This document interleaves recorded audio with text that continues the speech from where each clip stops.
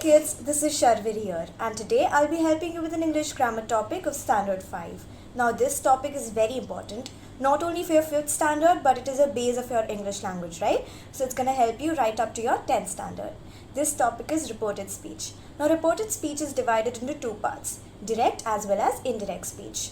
So what is direct speech? When you're quoting someone, for example, Karan said, I will go to the market tomorrow. Here, I will go to the market tomorrow will be in quotation marks. But if I am talking to you and I want to tell you what Karan said, the way I would say it would be, Karan said that he would go to the market the next day.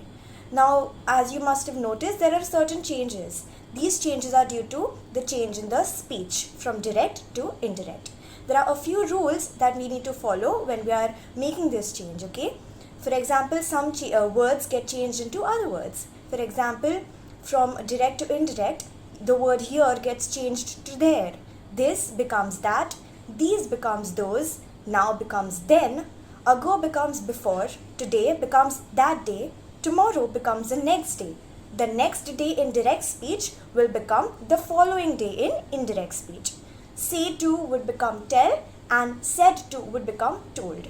So as we are noticing here, there is a pattern even in your tenses, right? For example, present simple tense will change to past simple tense or present simple tense depending on the context of the sentence. Present continuous tense changes to past continuous tense.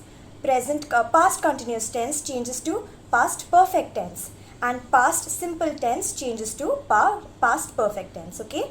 These are a few tense changes. It might sound a little intimidating right now, but when we do some more examples and the more practice you get into it, it'll be very easy, I promise, okay? So let's take a look at one tense change. Mike said, I play football. Now there are two possibilities. In this sentence, play football is simple present tense, okay? So we can either make it Mike said that he plays football, which remains in simple present tense, or we can say Mike said that he played football.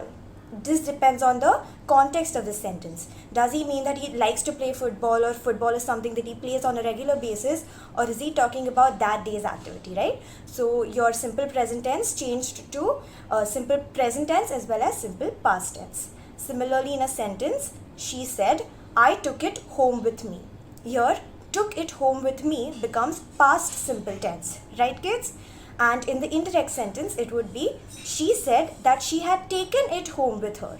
Now, if you know the concept of tenses and if you're well versed with it, you will notice that took it is simple past tense and had taken it becomes past perfect tense. And as I mentioned the rules before, simple past tense always changes to past perfect tense.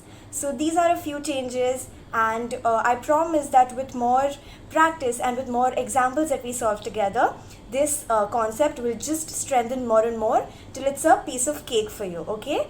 So I hope you join my classes, and we will discuss all these grammar topics as well as poems and prose in great detail, and I'll help you be the master of English. Bye!